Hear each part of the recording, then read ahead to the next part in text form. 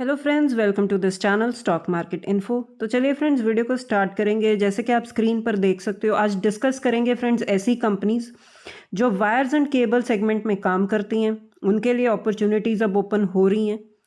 तो सारी चीज़ों को फ्रेंड्स डिस्कस करेंगे डिटेल में, और कुछ रिस्क भी मैं आपको बताऊंगी कि कौन कौन से ऐसे पॉइंट्स हैं जो आपको इन्वेस्ट करने से पहले थोड़े से स्टडी करने चाहिए। तो सबसे पहले फ्रेंड्स मैं आपको बता दूं कि ये जो वायर्स एंड केबल्स वाला बिजनेस है ना, ये ग्रो कब करता है या किस सिनेरियो में ग्रो करता है, जहाँ पर फ्रेंड्स इंफ्रास्ट्रक्चर एक्टिविटीज़ की जो ग्रोथ है ना, जो तेज़ी है बहुत ज़्यादा होती है। जहाँ पर कंस्ट्रक्शन एक्टिविटीज़, इंफ्रास्ट्रक्चर एक्टिविटीज़ बहुत ज़्यादा तेज़ चल रही हैं, उस इकॉनमी में इन बिजनेसेस को ग्रोथ के बहुत ज़्यादा चांसेस मिलते हैं। साथ साथ टेलीकॉम सेक्टर में जहाँ पर कनेक्टिविटी की रिक्वायरमेंट है, तो कनेक्टिविटी बढ़ाने के लिए इन बिजनेसेस की बहुत ज़्यादा जो है बहुत नीड होती है, रिक्वायरमेंट होती है, तो ये बिजनेसेस बहुत ज़्यादा ग्रो कर सकते हैं। तो मैं कहना क्या चाहती हूँ फ्रेंड्स कि जो डेवलपिंग इकोनॉमीज होती है ना, जहाँ पर ये सारा काम बहुत तेज़ी से चल रहा है और आगे आने वाले टाइम में भी चलेगा, तो इन कंपनीज के लिए बहुत ज़्यादा फायदा होता है ऐसी इकोनॉमीज में। तो आप समझ ही गए होंगे, जैसे कि हम बात करें इंडियन इकोनॉमी, हमारी इकोनॉमी क्या है, डेवलपिंग स्टेज पर है, जहाँ पर इंफ्रास्ट्रक्चर का बहुत सारा काम होना बाकी है। कमर्शियल एक्टिविटीज़ हो जाएं, चाहे रेजिडेंशियल एक्टिविटीज़ हो जाएं, सारे के सारे फेजेस में बहुत सारा काम होना बाकी है। तो अगर इतनी ज़्यादा ग्रोथ पोटेंशियल है, तो इस सेगमेंट में वायर्स एंड केबल्स वाली कंपनीज बहुत ही अच्छा कर सकती हैं। ठीक है ना। तो उसके बाद फ्रेंड्स जब हम देखेंगे कि इंफ्रास्ट्रक्चर तो है ही है जिसमें ये कंपनीज ग्रो कर सकती हैं, उसके बाद फ्रेंड्स साथ साथ अब डेटा सेंटर की जो अपॉर्चुनिटी ओपन हो चुकी है ना इन कंपनीज के लिए, वो भी बहुत ज़्यादा ग्रोथ लेकर आ सकती है इन कंपनीज में, इन कंपनीज के शेयर्स में। क्योंकि डेटा सेंटर में जो पावर की रिक्वायरमेंट है उसको पूरा करने के लिए भी हमें क्या चाहिए, वायर्स एंड केबल्स। तो ये कंपनीज फ्रेंड्स, इन कंपनीज के लिए अब डेटा सेंटर की बहुत बड़ी अपॉर्चुनिटी ओपन हो चुकी है। इसीलिए हम देख सकते हैं फ्रेंड्स कि इस सेगमेंट में जितनी भी कंपनीज काम कर रही हैं, सभी की सभी एक अच्छी तेजी के साथ ग्रो कर रही हैं। क्योंकि हमें पता है कि आने वाले टाइम में ये जो डेटा सेंटर का बिजनेस है बहुत तेजी से ग्रो करेगा। इसमें गवर्नमेंट ने जो है टैक्स सॉप्स भी अनाउंस किए हैं, टैक्स हॉलीडेज अनाउंस किए हैं। अगर हम यहाँ पर इंफ्रास्ट्रक्चर डेटा सेंटर को लेकर सेटअप करेंगे तो गवर्नमेंट भी बहुत सपोर्ट करेगी।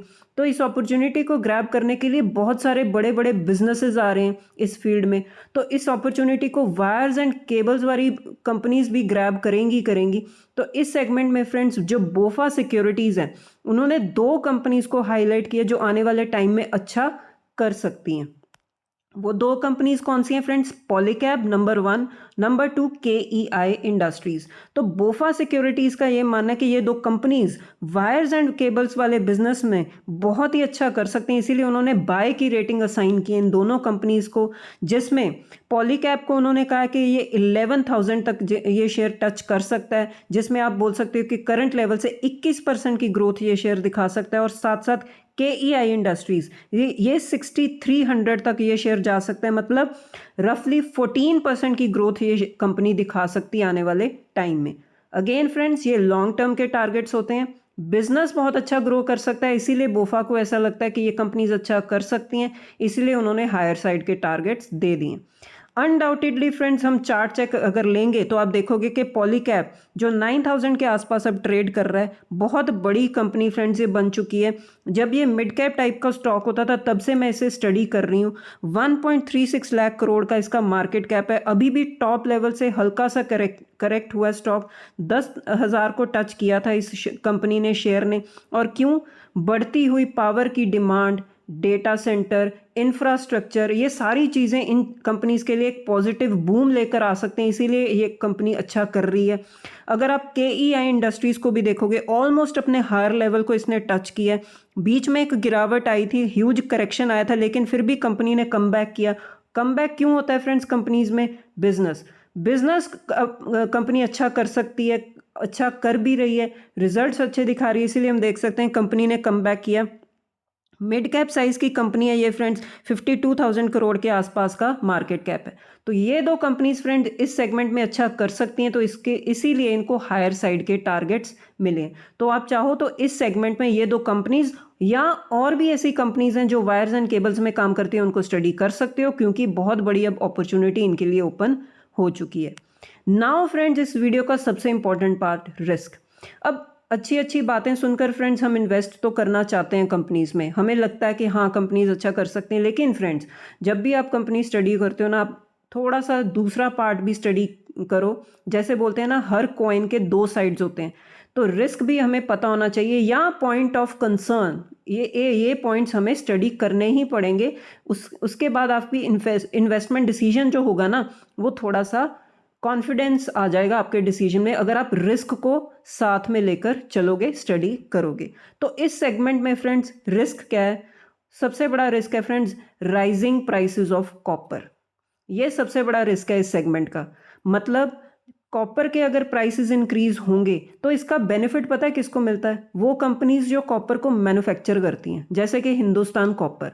हिंदुस्तान कॉपर कॉपर प्रोड्यूस करती है, प्राइसेस अगर कॉपर के इंक्रीज होंगे तो कंपनी को तो फायदा ही मिलेगा, वो हायर प्राइसेस पर अपने प्रोडक्ट सेल करेंगे। लेकिन जो केबल एंड वायर वाली कंपनीज हैं, इनके लिए ये बनता है रॉ मटेरियल। अगर रॉ मटेरियल के प्राइसेस इंक्रीज होंगे तो इन कंपनीज के प्रॉफिट्स पर, मार्जिन्स पर इम्पैक्ट आ सकता है।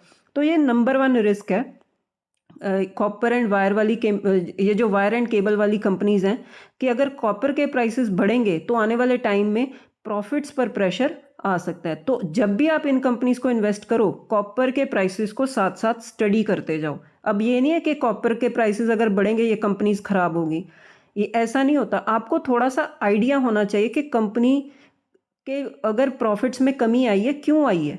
आपको ये चीज़ें थोड़ी सी अंडरस्टैंड होनी चाहिए, आपको नॉलेज होनी चाहिए कि क्या क्या रीजंस हैं जिसकी वजह से कंपनी का प्रॉफिट मार्जिन इम्पैक्ट हो सकता है।